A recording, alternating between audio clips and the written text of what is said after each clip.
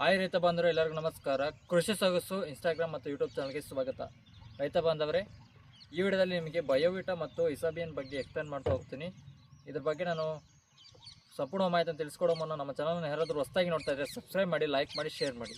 ಇಸಾಬಿಯನ್ ಬಗ್ಗೆ ಈಗ ತಿಳಿಸ್ಕೊಡ್ತಾ ಇದ್ದೀನಿ. ಈ ಇಸಾಬಿಯನ್ ಬಂದುಬಿಟ್ಟು ಇದು ಒಂದು ಅಮೋನಿಯ ಆಮ್ಲ ಒಂದು ಉತ್ತೇಜಕವಾಗಿರ್ತದೆ. ಅಂದರೆ ಇದೊಂದು ಗಿಡಗಳನ್ನು ಗ್ರೋತ್ ಮಾಡುವಂಥ ಒಂದು ಪ್ರೊಮೋಟರ್ ಆಗಿರ್ತದೆ.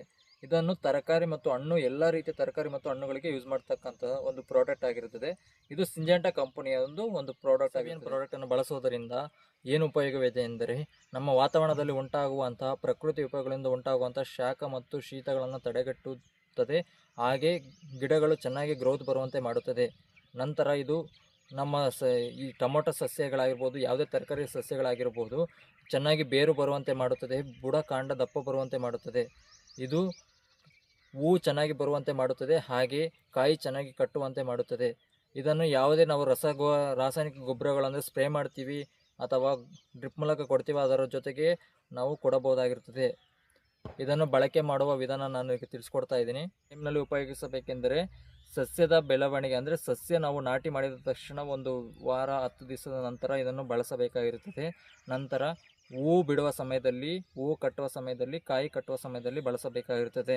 ನಂತರ ಇದನ್ನು ಉಪಯೋಗಿಸುವ ವಿಧಾನ ಅಥವಾ ಡೋಸಸ್ ಯಾವ ರೀತಿ ಯೂಸ್ ಮಾಡಬೇಕೆಂದರೆ, 1 ಎಕರೆಗೆ 400 ml ನಂತೆ ಸ್ಪ್ರೇ ಮಾಡಬೇಕಾಗಿರುತ್ತದೆ. ನಂತರ ಎರಡನೇ ವಿಧಾನ ಬಂದುಬಿಟ್ಟು ನಾವು ಡ್ರಿಪ್ ಮೂಲಕ 1 ಎಕರೆಗೆ 1 ಲೀಟರ್ ಅಂತೆ ನಾವು ಡ್ರಿಪ್ ಮೂಲಕ ಬಿಡಬೇಕಾಗಿರುತ್ತದೆ. ನಂತರ ಮೂರನೇ ವಿಧಾನ ಬಂದುಬಿಟ್ಟು ಇದನ್ನು 1 ಲೀಟರ್ ಇದನ್ನು ಈ ಥರ ಒಂದು 200 ಲೀಟರ್ ಡ್ರಮ್ಮಿಗೆ ನೀರಿಗೆ ಮಿಶ್ರಣ ಮಾಡಿಕೊಂಡು ನಾವು ಲೋಟದ ಮುಖಾಂತರ, ಒಂದು ಕಾಫಿ ಗ್ಲಾಸಿನ ಮುಖಾಂತರ ಆಗಿರ್ಬೋದು, ಗಿಡದ ಬುಡಕ್ಕೆ ಒಯ್ಯಬಹುದು. ಅಥವಾ ಈ ಥರ ಈ ಚಾರ್ಜಿಂಗ್ ಪಂಪ್ ತೊಗೊಂಡು ಈ ಥರ ಗಿಡಕ್ಕೆ ಒಂದೊಂದು ಕಾಫಿ ಗ್ಲಾಸಿನ ಅಷ್ಟು ml ಅಷ್ಟು ನಾವು ಗಿಡದ ಬುಡಕ್ಕೆ ಒಯ್ಯಬಹುದಾಗಿರುತ್ತದೆ. ಒಟ್ಟಾರೆ ಈ ಇಸಾಬಿನ್ ಬಂದುಬಿಟ್ಟು ಒಂದು ಗ್ರೋತ್ ಪ್ರಮೋಟರ್ ಆಗಿರುತ್ತದೆ.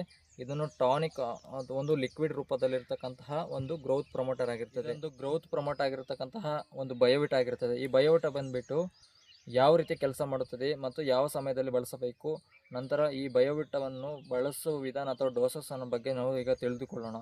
ಈ ಬಯೋವಿಟಾ ಎಂದರೆ ನಾವು ಸಮುದ್ರದಲ್ಲಿ ದೊರೆಯುವಂಥ, ಆಳದಲ್ಲಿ ದೊರೆಯುವಂಥ ಒಂದು ಪಾಚಿಯಿಂದ ತಯಾರಿಸಲ್ಪಟ್ಟಿರ್ತಕ್ಕಂಥ ಒಂದು ಎಕ್ಸ್ಟ್ರಾಕ್ಟ್ ಪ್ರಾಡಕ್ಟ್ ಆಗಿರುತ್ತದೆ.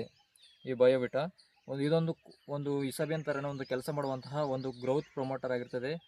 ಇದೊಂದು ಲಿಕ್ವಿಡ್ ರೂಪದಲ್ಲಿ ದೊರೆಯುವಂತಹ ಒಂದು ಪ್ರಾಡಕ್ಟ್ ಆಗಿರುತ್ತದೆ. ಈ ಬಯೋವಿಟಾವನ್ನು ಯಾವ ರೀತಿ ಬಳಸಬೇಕೆಂದರೆ, ಈ ಬಯೋವಿಟಾವನ್ನು ಬಳಸುವುದರಿಂದ ಉಪಯೋಗವೇನು? ಈ ಬಯೋವಿಟಾವನ್ನು ಬಳಸುವುದರಿಂದ ನಮ್ಮ ವಾತಾವರಣದಲ್ಲಿ ಏರ್ಪಡುವಂತಹ ಒಂದು ಹೀಟ್ ಆಗಿರ್ಬೋದು, ಅಂದರೆ ನಮ್ಮ ವಾತಾವರಣದಲ್ಲಿ ಪ್ರಕೃತಿ ವಿಕೋಪಗಳಿಂದ ಉಂಟಾಗುವಂತಹ ಜಾಸ್ತಿ ಹೀಟ್ ಆದಾಗ ಇದನ್ನು ಬಳಸೋದರಿಂದ ಗಿಡಗಳು ತುಂಬ ಕೂಲಾಗಿ ಬಿಟ್ಟು ಗ್ರೋತ್ ಚೆನ್ನಾಗಿ ಬರುತ್ತದೆ.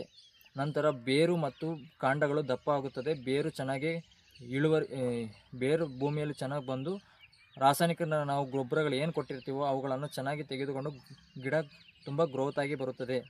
ಈ ಬಯೋವಿಟಾವನ್ನು ಮೊದಲು ನಾವು ಸಸ್ಯಗಳು ನೆಟ್ಟಿದ ತಕ್ಷಣ ಕೂಡ ಬಳಸಬಹುದು.